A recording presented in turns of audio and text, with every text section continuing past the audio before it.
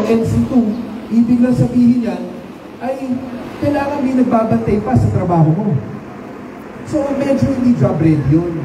Kaya ang proposal po natin, kaysa sa pinipilit natin yung 11-12 na puro academics ang ginagawa, i-enterprise based na po natin. Yung after grade 10, kung gusto mag-techbook, diretso ka na magtatrabaho, magte-training sa isang manufacturing company para masigurado mo, natututunan mo yung dapat matutunan. Pag natapos mo po yun, nagka-diploma ka, NC3 or NC4, hindi madali ng trabaho ko. Then under PQF, marunong ka na, competent ka na. Kung naalala po ninyo, lagi kong binabanggit dati, noong 2014, may isa pa akong batas na ginawa, yung Ladderized Education Law. Sa Ladderized Education Law po, pag nakuha mo na po yung diploma, hindi ka na talaga kailangan dumaan ng 11-12. Pwede ka nang dumiretso ng kolehiyo. So, masiskip mo na po yung napakahirap, napakarami na mga subjects na hindi naman kinakailangan. Pangalawa, paano sasabihin niyo sa akin, Congressman, paano yung gustong dumiretso ng kolehiyo? Diba, 69% gusto pa rin mag-kolehiyo. Ang proposal ko po doon, sige, dadaan ka pa ng grade 11 and 12.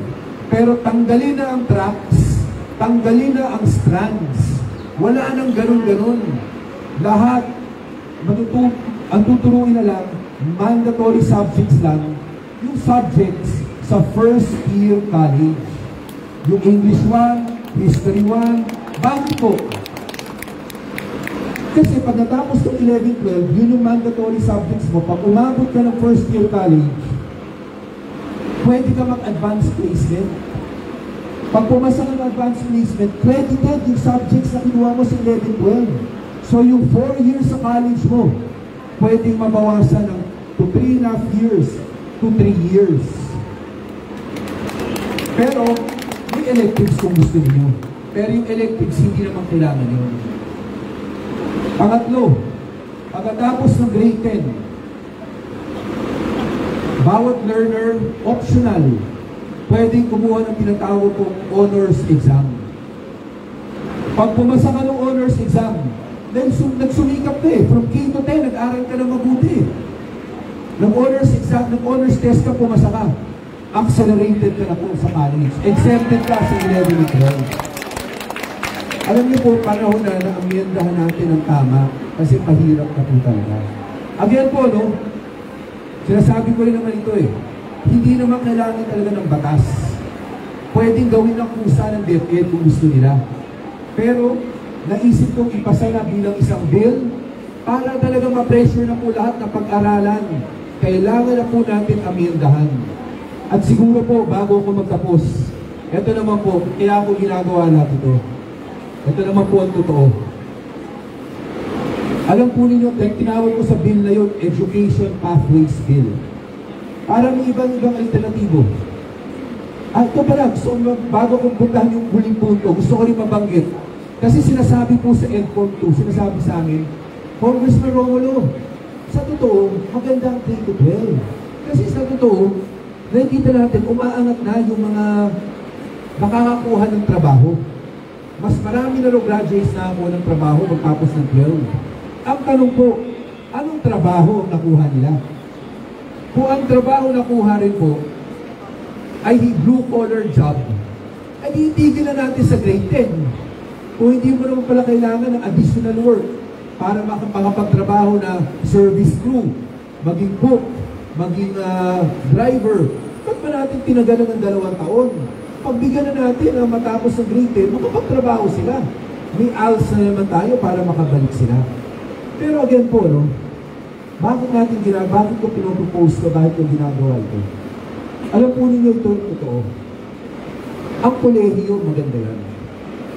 Ang maging abogado, ang maging doktor, kailangan po natin yan. Pero hindi lang po yan ang kailangan ng isang bansa. Kailangan ng bansa ng iba-iba pong tulong galing sa kanyang mamamayan. Hindi lahat po ng dangal na trabaho ay may kita mo lamang sa isang college graduate, sa isang abogado, o sa isang doktor o profesional.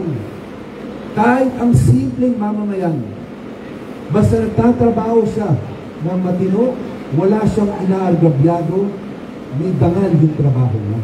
May contribution siya sa lipunan natin. Yan po ang kailangan natin mailagay sa isip ng bawat Pilipino, bawat Pasigueño. Lahat tayo may kontribusyon sa lipunan ito. Lahat tayo may dangal ng trabaho ginagawa natin. Lahat tayo, ang nagawa natin yan, maibabalik natin yung tunay. Kasi ang problema po ngayon, yung ibang mga kasama natin, iniisip nila, naku, pag hindi ako nakapag-graduate, hindi ako naging abogado, hindi ako naging accountant, parang baka tingin sa akin ng lipunan, hindi maganda. Mali po yun. Kasi kung hindi natin babaguhin po yung pananaw na yun, eh ang karamihan po ng Pilipino naman, hindi naman po talaga, karamihan nagtatrabaho na maaga, dahil dala ng pangangailangan sa buhay nila. Pero trabaho nila may dangal pa rin. Pag yun napunta na sa isip po nila, yung pagmamahal sa bayan, dahil alam nila, may contribution sila sa lipunan, may contribution sila sa bayan natin. Makukuha po natin ang mahalin nila ang Pilipinas, mahalin po nila ang Pasig. Hindi kailangan ng college degree, hindi kailangan ng maging abogado para magkaroon ng dangal sa buhay na ito. Kaya sana, mga kapwa Pasigueño, umpisahan na natin sa sarili natin, lalo-lalo na ngayon na Liberation Day. Umpisahan na po natin na pag may nakita po tayo ng mamamayan, sa totoo, bigyan natin ang halaga at sabihin natin sa kanya yung halaga ng trabaho, kontribusyon niya. Ito, mahilig sabihin ni Mayor Vigo ni Vice Dodo, dahil ko narinig sa kanilang dalawa to. At sasabihin na naman nila mamaya, siguro ito. Sasabihin po nila na ang ginagawang tulong ng gobyerno ay nararapat lamang dahil lahat tayo taxpayers eh. Lahat tayo nagbabayad. Yun pa lamang patunay na may dangal ang trabaho ng bawat nagtatrabaho sa atin. May contribution tayo. Kaya sana po, pagkatapos po nito, mag-upisa na tayo, mag-iba ng ating pananaw, magpakita po tayo ng pasasalamat sa bawat Pilipino Pasigueño na dito natin. Yung pagpunta po tayo sa talipapa, sa harapan natin, may contribution po yun. May taxes na binabayaran po yun. Eh kung wala sa kanila, wala rin tayong pagkain. Walang malayong pupuntahan natin. So sana, magpasalamat tayo. Marami po sa atin naghahatid ng bata sa paaralan. Ginagamit natin yung mga tricycle natin, yung mga toda. Turuan na natin yung ating mga kabataan Pasigueño na magpasalamat. Kasi sa totoo po, kung hindi naman tayo sa tricycle driver, hindi na tayo akot sa pupuntahan natin. Lalo na pag emergency. Di ba yan lagi sinasabi sa emergency? Sinabi, Congressman, Mayor, Vice, minsan, puno-puno talaga yung mga ambulansya natin, nagagamit namin yung tricycle natin. Yan ang yung pamaskong handog. Ang ginamit rin natin, yung mga tricycle natin. At doon tayo magpasalamat sa bawat Pilipino na nagsisikap na bibigay ng kanilang trabaho. Muli po, magandang umaga, mabuhay po ang lungsod ng Pasig. Maraming salamat po, Congressman Roman Romulo. At para formal po na simula ng ating programa, ating blessing and inauguration ng B2 Drainage and Street Roads, inaaliyaan po namin ang lahat na magsigayo para sa ating panalangin na pangungulahan sa atin ng ating Presidente Gaston Villa.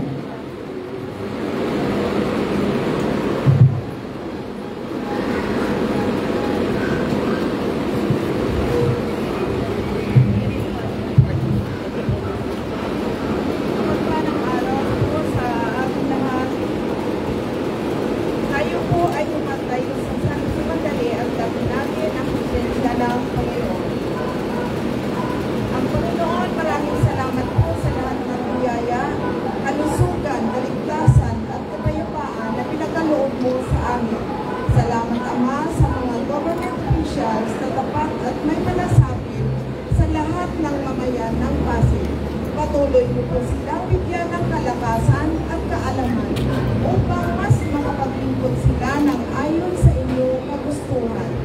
Ama, ilayo niyo po kami sa lahat ng kapahamakan at karamdaman. Bigkisin niyo po ng inyong pag-ibig ang dakong lugar ng Manggahan sa pamumuno ng aming mahal na Kapitan King Cruz. Gabayan niyo po siya sa lahat ng pagsubok na kanyang pinagdaan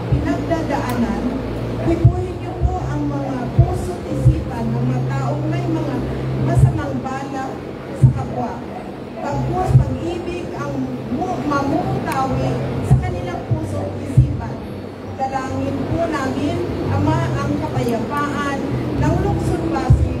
Muli kami po ay nagpapasalamat sa lahat ng government officials na ginagamit ninyo ng instrumento upang mapaisayos ang aming lugar. Ang lahat ng ito ay binabalik namin ang papuri at pasalamat sa ngalan ni Jesus na ating tagapagligtas. Amen. Father, the Son, of the Spirit. Maraming salamat po, President Jack. Maaari na po tayo Ako? Oo. Ayan. Once again, welcome po sa blessing and inauguration of S2B2 Drainage and Street Road. Maraming salamat sa ating mga kapitbahayan dito sa Katungkulan, Kaalaman, Kagalakan Street. Kagalakan Street.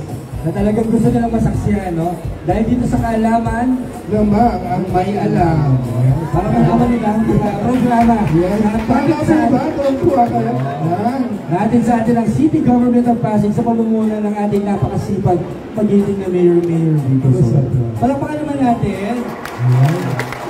At tayo dyan, para ho magbigay ng opening remarks, ating pong palakpakan at pakinggan ang napakasipag ng punong barangay ng Barangay Manggahan, Kagalang-galang, Kapitan G.A. Ginoon. Magandang umaga po sa inyong lahat. Kamusta po kayo?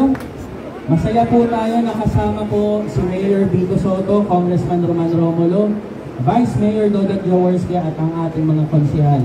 Alam mo ninyo, itong araw na to ay Liberation Day ho. Ang paglaya mo ng Pilipinas sa mga nananakop po sa atin ng World War II.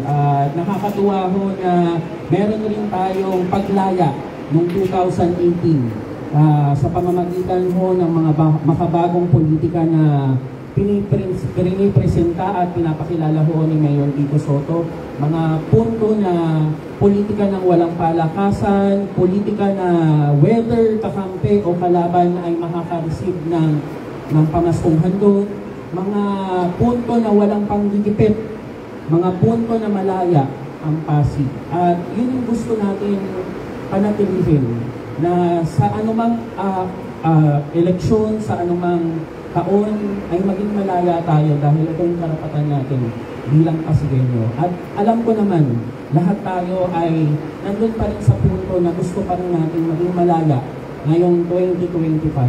At dito ngayon sa Phase 2B2, gusto natin na ipakita ay ang mga katulad ni Ate Lydia Salvilla.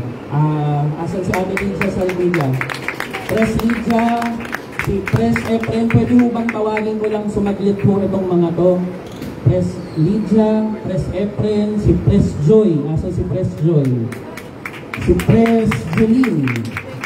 Ito ho ang mga apat na presidenteng bago dito sa Karangalan na hindi tumanggap ng bigas noong eleksyon nila. Alam ho ninyo, hindi ho ako against sa pamimigay ng bigas. Kung ito ho ay makakatulong, wala ho akong pagtutol ho dito. Tumututol lang naman ho ako dun sa pamimigay ng bigas dahil sinabay dun sa eleksyon ng homeowners. Ito ho ang binibilang ko sa mga tigamanggahan. Ako ho ay lumaban noong 2013, wala ho akong kapera-pera bilang kapitan. Paano ho aangat ang isang matino, mahusay, walang pera na mga leader kung palaging panuntunan natin sa eleksyon ay kung sino ang nagbibigay ng pera at bigas. Ito hong mga presidente ito, lumaban ng patas. Walang binigay na bigas, walang perang binigay sa kanilang nagsasakupan. Ang tanging dala-dala nila ay ang maayos na prinsipyo, maayos na plano para sa kanilang nasasakupan. At masaya tayo dito sa Karangalan na pinatunayan natin na ang mga taga-Karangalan ay hindi nabibili ng bigas. Pananatiliin natin na malaya ang Manggahan, pananatiliin natin ang ganitong prinsipyo dito sa Barangay Manggahan. Uulitin ko, bilang kapitan ho, hindi ho ako against sa mga namimigay ng bigas. Against lang ho ako doon sa punto at timing nitong pamimigay. Dahil gusto natin dumating ang panahon sa Barangay Manggahan, aangat ang mga maaayos, matitino na mga leader kahit walang pera. Gusto natin na hindi lang sa Barangay Manggahan Lumutang ang mga maaayos na leader, kahit walang bigas, kahit walang pera, sa buong Pasig, aangat ang mga maaayos na leader dito. Naniniwala ako doon. Dahil nag-uumpisa na dito sa Manggahan, nag-uumpisa na sa homeowners ang ganitong prinsipyo. Asahan po ninyo, Mayor Vico Soto, na ang prinsipyo po ninyong tinindigan noong 2018 ay titindigan po namin dito sa Barangay Manggahan. Kasama ho si Kagawad Teddy, Kagawad Albert, Kagawad Cho, Kagawad Danmar at Kagawad Gloria. Alam ko ho, kayong lahat ay titindig ho para panatilihin ho natin ang kalayaan natin dito sa Pasig. Mabuhay ho ang Manggahan, mabuhay ho ang lungsod ng Pasig, mabuhay ho ang mga presidenteng hindi nabibili ng bigas. Maraming salamat po. Maraming salamat sa ating punong barangay, Kapitan Jim Hilhos. I agree. Titindig tayo sa prinsipyo dito sa Manggahan. Right? Doon tayo sa tama at makasayang. Yes. At dahil dyan, magtuloy-tuloy na tayo para hingan ng mensahe at ating mapakinggan ang napakasipag, napakagaling ang kakampi ng Pag-asa, Vice Mayor Donald Joe Wesley.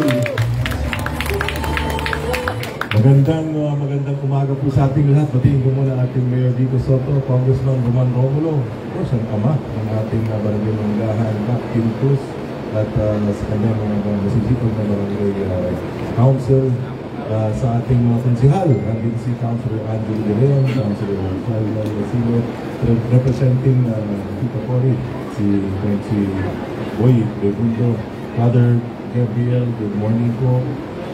Sa ating mga HOA heads, syempre sa ating host HOA, kay Press Media, magandang umaga po sa inyo. Sa ating mamamayan ng Manggahan, blessed morning po sa ating lahat. Makakalimutan natin yung ating celebration ngayon dahil sa blessing at inauguration na pinagawa po ng ating congressman na training sa mga street road natin dito sa inyong lugar. Nasabi sa akin ni Captain kanina, yung inyong palang drainage dito ay nung araw hindi nakakonekta. Pero ngayon sa tulong po at sa effort po ng ating masipag na congressman, talagang mapapalayo na tayo sa baha dito sa inyong lugar. So thank you very much Congressman Roman Romulo at sa DPWH sa kanilang napagandang proyekto. At nabanggit na rin po kanina na ngayon ay Liberation Day. No? Nung panahon po ng hapon. Correct ko lang si Captain, no? Today ay Liberation Day po ng Pasig. Hindi po Liberation Day ng Pilipinas. No? Pero dito po kasi sa Pasig, isa tayo yung talagang sabihin na masasabi natin na nag-umpisa. No? Nag-umpisa na talagang ipaglaban ng ating kalayaan. No? Laban po sa mga tayuhan ng panahong pangalawang tigmangan. Second World War. At noon lumabas po yung mga guerrilla. Alam niyo po yung mga guerrilla, ito po hindi po yung mga talagang sundalo. Ito yung mga normal na mamamayan na tumindig sa isang pangarap ng isang malayang bayan. No? At ngayon po ay inaalala natin ang kanilang bayanihan. No? Dahil tinaya nila ang buhay nila, tinaya nila ang pamilya nila para lang makamit ang kalayaan. At hindi po natin ma-enjoy itong demokrasya po natin ngayon kung saan po tayo nakakapag-usap ng maayos, no? Na tayo po ay may laya, no? Mamili ng ating mga leaders, may laya po tayo magsalita para o laban sa mga nakikita natin, no? Dito sa atin sa lungsod ng Pasig at sa buong Pilipinas, kung hindi dahil sa kabayanihan ng mga tao po. Ngayon, ang paalala lang po siguro sa mensahe ko sa atin na itong kalayaan na ito ay hindi po naging libre. Tulad ng nabanggit ko, ito po ay nagbuwis po ng buhay at sakripisyo ng ating mga bayani. At siguro, bigyan sila ng paraan to honor ng ating mga bayani ng araw. Huwag natin siyangin po itong ating kalayaan ito. Sinabi rin ni Captain kanina, no? Huwag po natin sanang kalimutan kung saan tayo nanggaling. Noong 2019, nasaan po tayo bago nahalal si Mayor dito. Nagkikwento lang ako ng sandali, no? Kasi noong 2004 po ako'y congressman yun. Noon pa man din, mayaman ng Pasig. Ang budget ng Pasig doon, halos kulang-kulang 3 billion na piso ang income ng Pasig doon. Pagpasok po ni Mayor Vigo ng 2019, ang minana niyang budget, nasa 10 billion sa isang taon. So yumaman ng Pasig, in 15 years, sa 15 taon, mula 2004 to 2019, mula 3 billion, naging 10 billion.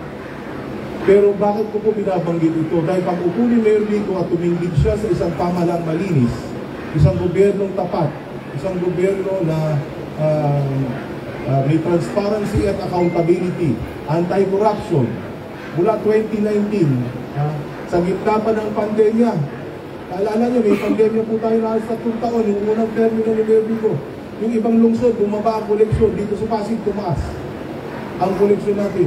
Ngayon, mula 2019 hanggang 2025, kakaumpisa pa lang po ng taon, ang budget natin ngayon, mula 10 billion, ngayon 22.4 billion.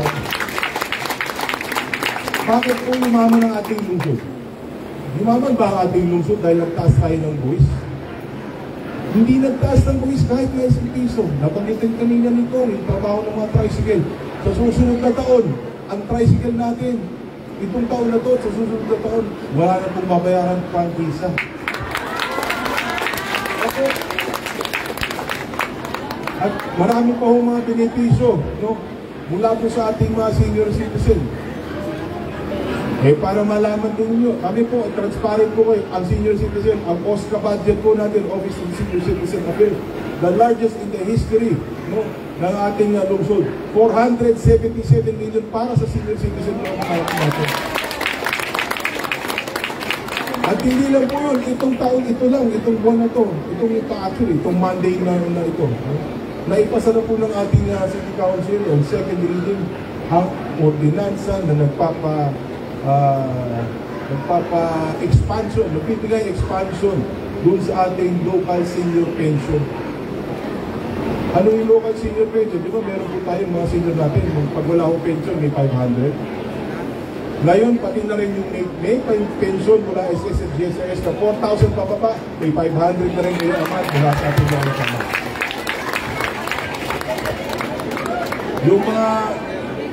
Yung mga centenarian natin, dati 100,000 pag 100 years old, tama? Tapos nagpasa po tayo na pag ikaw ay 80, meron kang 10,000, 85, 15,000, 90, 25,000, 95, 25,000, 100, 25,000. Iba po yung sa national, ito po yung galing sa lokal. Sabi naman yung iba, paano gagawin natin? Paano kami, mahal ng 81, 82? Ito, pinasa na rin po namin sa second reading. Ngayon, pwede ko na ba i-announce sa kanila? Pinasa na rin po namin sa second reading. Na mapapasa na rin sa third reading by Monday po. Magiging batas na rin. For the first time. Pero 1 year lang po ito. Itong taon lang na ito. Itong taon na ito. Dati kasi pag 80, 85, 90, 95, 100. Pero ito, for 1 year only. Para wala pong complaint tayo. Yung 80, 81, 82, 83, 84. Baka kukuha na rin kayo ng 10,000. Yung 85, 86, 87, 88, 89, 15,000. Yung 90 to 94, 25,000. 95 to 99, 25,000 at 25,000 naman. Across the board, meron lahat. Ang tanong, saan nakukuha ng pamahalaan ganyang klaseng pera? Alam niyo kung saan? Dahil hindi ninanakaw ang pondo ng bayan.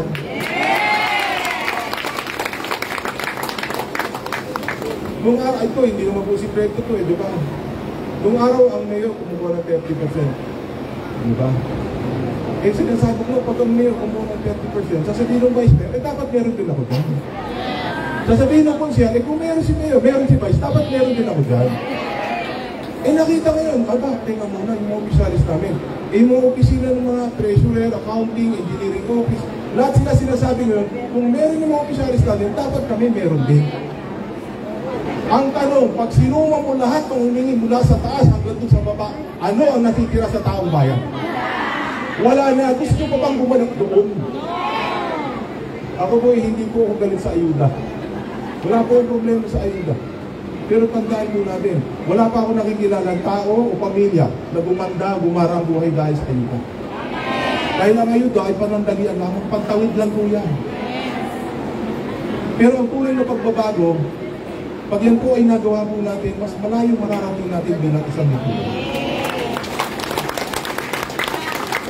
Pero kahit anong pagbabago gawin namin ni Congressman Roman, Mayor Pico, ng amin sa konseho, kung hindi po kayo kasama, kung hindi po namin kayo kakampi, kung hindi kayo naniniwala sa ginagawa namin, kahit anong pagbabagong gagawin namin sa loob po ng City Hall, hindi po magtatagumpay ang ating pangarap. Kailangan po mag-ambag ang bawat isang mamamayang Pasigenyo. Hindi sa ambag ng pera, hindi po sa ambag ng kahit anong material na bagay, pero ang pag-aambag na maging mabuting Pilipino, na maging mabuting Pasigenyo, na magkaroon tayo ng disiplina, na sumunod tayo sa batas, na magmahalan tayo, magrespeto tayo, at meron dapat tayong malasakit sa kapwa. Kasi kung mayroon tayong pagmamahal at malasakit sa kapwa, hindi tayo gagawa ng masama sa ating kapitbahay. At malayo at mas malayo ang mararating natin bilang isang Pilipino. So muli, nais ko pong batiin ng congratulations po ang inyong napakagandang proyekto. Salamat ulit, Congressman Roman. Mabuhay po ang Manggahan, mabuhay po ang lungsod ng Pasig.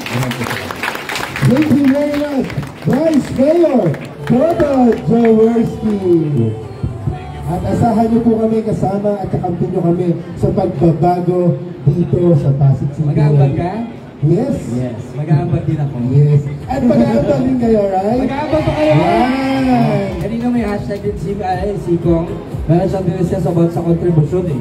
Yes. Na lahat tayo ay mahalaga at meron tayong mako-contribute dito sa pagbabagong ginagawa sa ating mahalaga. Yes.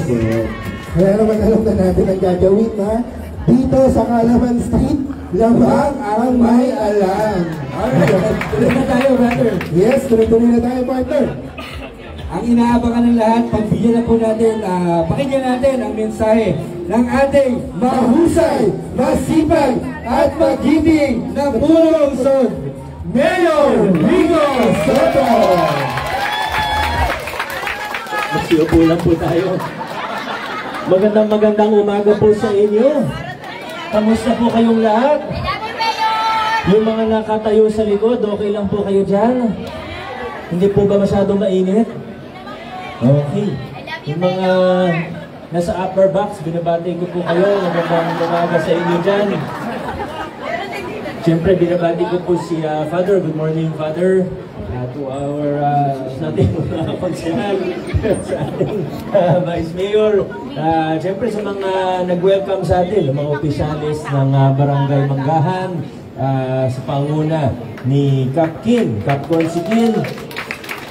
Pero siyempre, higit sa lahat, tayo po ay nagpapasalamat sa ating butihing congressman na tunay nga namang napakasipag. At narinig niyo naman po siyang nagsasalita kanina. Ang congressman natin, hindi lang basta nagpahalal, hindi lang siya basta tumakbo at nanalo bilang congressman, kundi talagang nagtatrabaho, una. Pangalawa, talagang pinag-aaralan niya kung ano yung mga sinasabi at mga sinusulong po niya bilang chairman ng Basic Education sa ating kongreso. Ang dami niyo pong naisusulong na magagandang batas para sa ating lahat. Pakikinabangan po ito ng bawat isang pamilya, lalo na ng mga mag-aaral po natin, lalo na ng mga kabataan. Kasi madali na naman tumakbo at manalo, pero mas mahirap yung trabaho. At nakita po natin, napakinggan po natin ang ating congressman. Kaya, Congressman Romulo, maraming salamat. Napakaswerte po natin. Ako po, bilang mayor ninyo, talagang papasalamat ako sa Diyos, una sa lahat. At pangalawa, papasalamat po ako sa inyo. Dahil may mga kasama po ako na maayos, may kasama po ako na masisipag, may mga kasama ako na nagtatrabaho talaga. Kung papansinin po ninyo, itong 2025 lang, dami nang naging, ilang linggo pa lang ang bagong taon, Pebrero pa lang ngayon, nasa 6 o 7 linggo pa lang tayo sa 2025. Pero ang dami nang naging inauguration. Sa totoo, hindi ko na mabilang, pero lagpas sa 10 na yung inauguration po natin. Ibig sabihin, sa isang linggo, mahina yung may isang inauguration, may isang bagong project. Kadalasan 2, 3, minsan araw-araw meron kaming mga inauguration. Minsan lokal na pamahalaan ang nagpapagawa, binaadjutan, in-implement ng ating LGU sa tulong ni Vice Mayor Dodot at ng ating mga konsyal. At minsan naman DPWH implemented at sinisiguro po ni Congressman na nakalaan ng maayos ang pondo ng nasyonal para sa mga proyekto na pakikinabangan ng mga Pasigueño. Pero papansinin po, di ba, talagang ang daming nangyayari, ang daming magandang nangyayari sa ating lungsod ngayon. Pero alam niyo kung bakit nangyayari po? Isa sa talagang dahilan kung bakit nangyayari po ito. Dahil maganda ang teamwork ng inyong City Council, Mayor, Congressman at Barangay. Ito po ay talagang napaka-thankful, napaka-grateful ko. Ako ay talagang nagpapasalamat sa Diyos at sa inyo dahil binigyan niyo ako ng mga kasama na maayos. Diba, sa ibang lugar, nakakalungkot, no? Minsan nababalitaan natin sa ibang lugar, Mayor, Congressman, Vice Mayor, nag-aaway-away, nag-aagawan sa project. Dito, bakit hindi nag-aagawan sa project ang inyong Mayor, Congressman? Alam niyo po kung bakit? Kahapon sa San Joaquin, may inauguration po ng bagong basketball court. Sa totoo, nung nandun po ako noong 2022, sinabi ko sa mga tao, ipapagawa natin yung court, pwede pondohan ng LGU. Pero sabi ni Kong, kaya to ng DPWH, maglalaan daw siya ng pondo. Sabi ko, sige. Bakit sa Pasig? Hindi nag-aagawan ng proyekto ang congressman, ang mayor, ang city council. Alam niyo po kung bakit? Kasi hindi naman namin ito pinagkakakitaan. Wala naman kami dito kahit isang piso. Kaya ang importante, mapagawa. Yan lang po iniisip namin. Kung mapapagawa ng DPWH, good. Kung mapapagawa ng LGU, good. Kung mapapagawa ng barangay, ito mas lalo good. Alam niyo, para sa kaalaman po ng lahat, bukod sa DPWH project, bukod sa LGU project, ang ating pong city government ay nagbibigay po ng tinatawag na aid to barangay. Financial subsidy po ito ng city government po natin sa ating... Friend, ingat ka. May nahulog. May nahulog pala. Nagbibigay ng aid sa barangay natin ang city government. Buti na lang may helmet po kayo, ate. Alam niyo po ba kung magkano yung aid to barangay natin? Nasa 4 to 6 million po, depende sa laki ng barangay. Per year po ito. Bakit po natin sinimulan ito noong 2019, 2020? Para mapabilis ang serbisyo. Ako po hindi ko kailangan ng credit. Hindi ko kailangan na ang pangalan ko nakalagay sa project. Ang importante sa atin, magawa ng kaya nating bilis. Diba? At alam naman natin, city government, napakalaki. Yung mga iba naabutan ko nung una po ako naging mayor, sa totoo nagulat po ako. Naikwento ko na rin naman to dati, wala naman sigurong magagalit. Nagulat po ako kasi may mga ibang barangay, siguro talagang hindi ganun kalaki din. May mga maliliit na barangay, hindi po ganun kalaki yung budget. Pero nagulat ako kasi nung 2019, muna ako naging mayor, dumating yung mga ibang kapitan sa akin, ultimo, walis, timba, map, nire-request sa city government.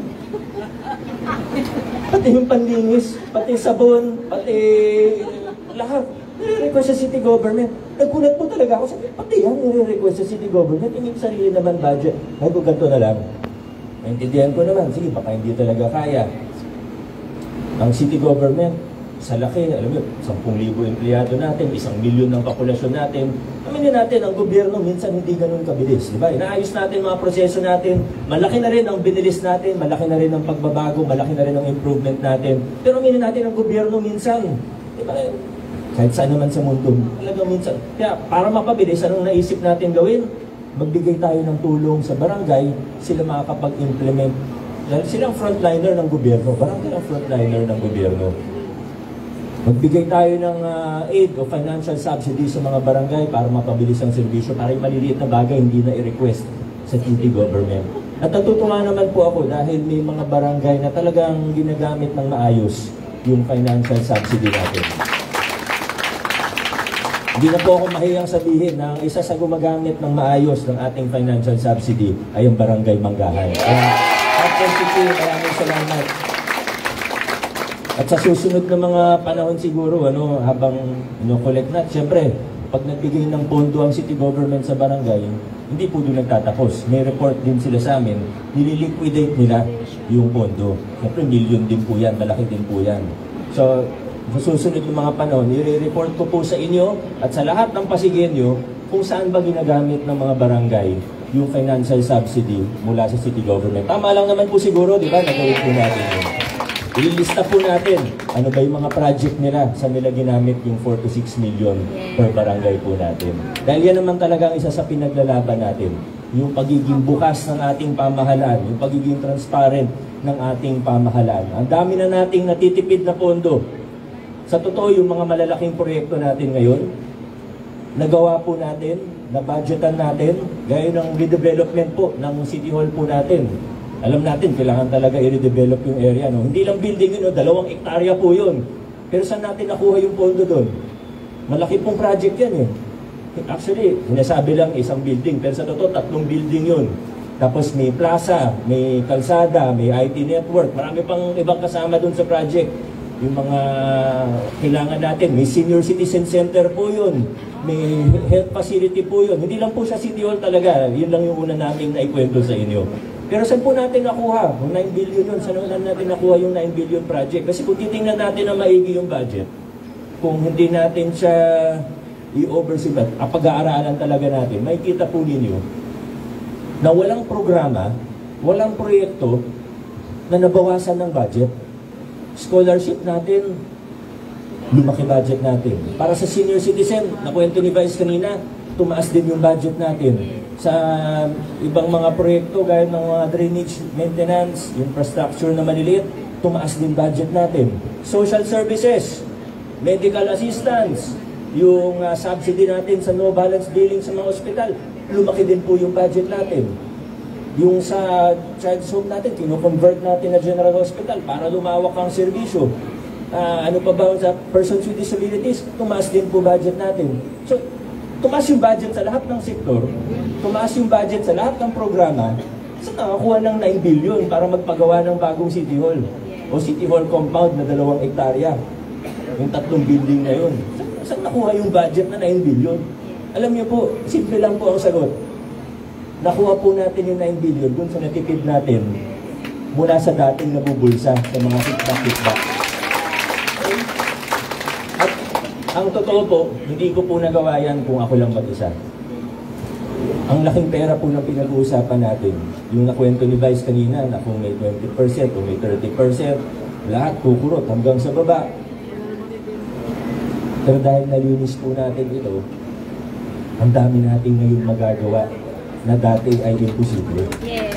Kaya kailangan dire-diretso lang po tayo, pasulong po tayo. May mga iba po gusto tayong iatras. Pero saan po ba natin gusto? Paurong o pasulong? Pasulong po tayo mga Pasigueño. Minsan nakakalungkot kasi may mga nababalitaan ka na kakalat ng kasinungalingan, fake news, disinformation. Ngayon ko nga lang nalaman, pati sa HOA elections, may mga sumusubok ng vote buying. Kaya talagang nakakalungkot, inaatras tayo. Pero mataas ang tiwala natin sa bawat Pasigueño. Ang pinag-uusapan natin dito, hindi lang politika eh. Higit sa politika ang pinag-uusapan natin dito. Ang pinag-uusapan natin dito, tapat at maayos na pag-gobyerno. Tapat at maayos na lipunan. At gaya ng sa punto ni Kong Roman, pati ni Vice Mayor Dodot kanina, ang bawat isa sa atin ay may, hindi maliit, kundi ang bawat isa sa atin ay may malaking maiaambag tungo rito. Maraming salamat po sa inyo. Congratulations sa atin. God bless Pasig City. Maraming salamat. Bravo, Pasig City Mayor Rico Soto. Tuloy-tuloy na tayo sa ating ribbon cutting ceremony. Masusundan ng ating blessing. Upang pasiniyahan ang ating bagong street roads at drainage, punta po tayo dun sa ating ribbon cutting. Kasama City Council and the Barangay Council, together with the officers of Kalangalan Village, Phase 2B2. Napangunahan sa ating Father Gabriel Mary Moacolor. At siyempre, siyempre ang ating DPWH engineers. Officers. you.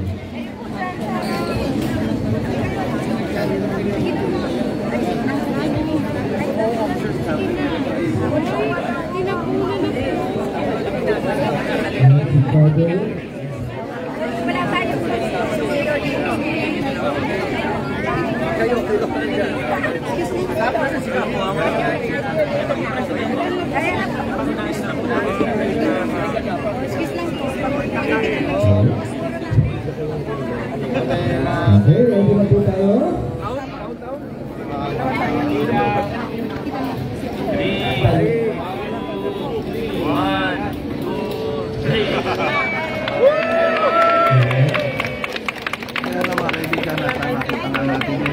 Tuloy-tuloy na po tayo sa ating blessings.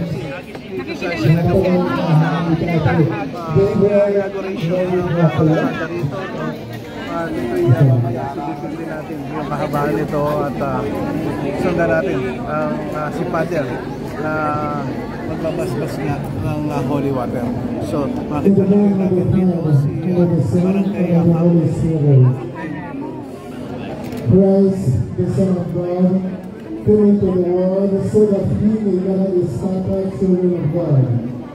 Whatever lives into uniting people among themselves agrees with God's plan.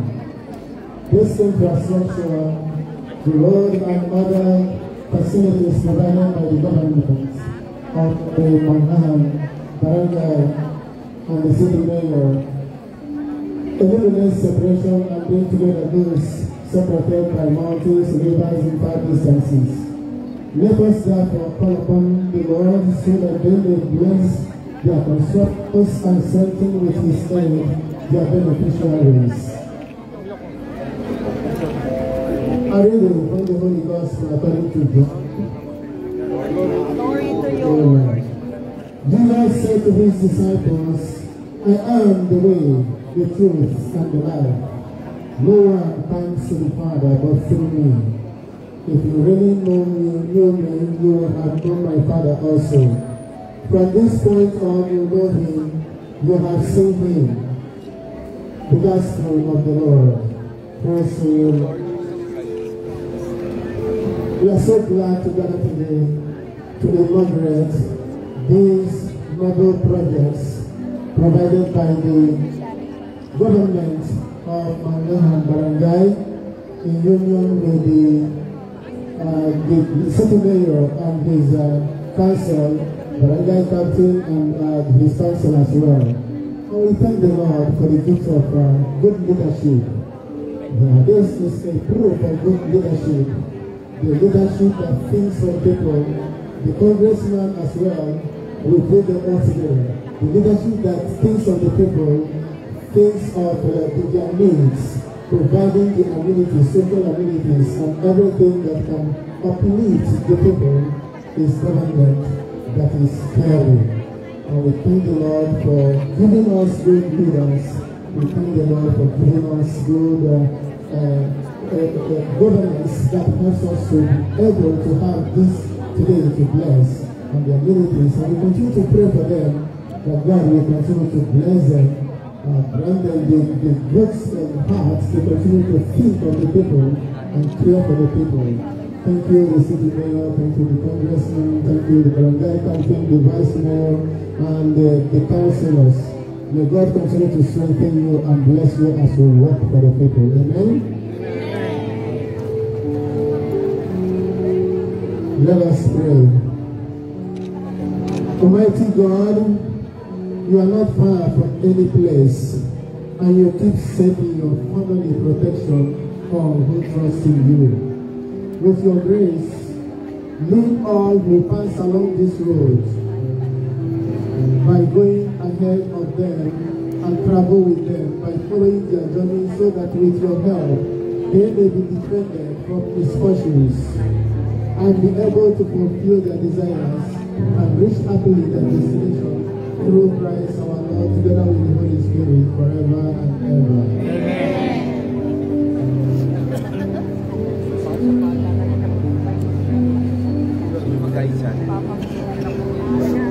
Where do we pass?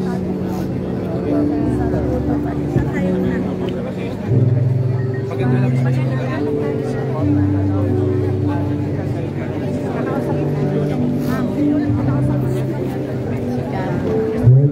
congratulations, Barangay Manggahan, Phase 2, B2. And thank you very much po. Maraming salamat po sa lahat ng kasama natin sa proyekto ito. Sa ating mga engineers ng DPWH, maraming salamat po. Sa city engineer, maraming salamat po. And halutuin po tayo sa pagpapastas ng ating mga street roads and drainage.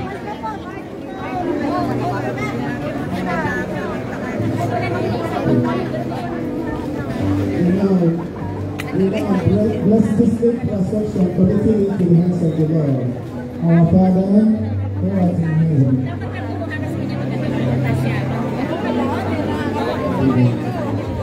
Dapat na pag may-visit pa siya kasi maganda siya mag-nakil siya.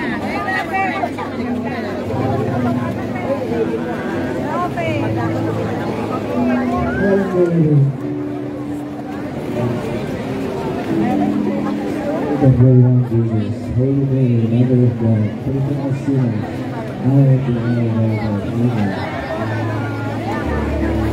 Glory be to the Father, to the Son, and to the Holy Spirit, as it was in the beginning, as it is now, and ever shall be, world without end.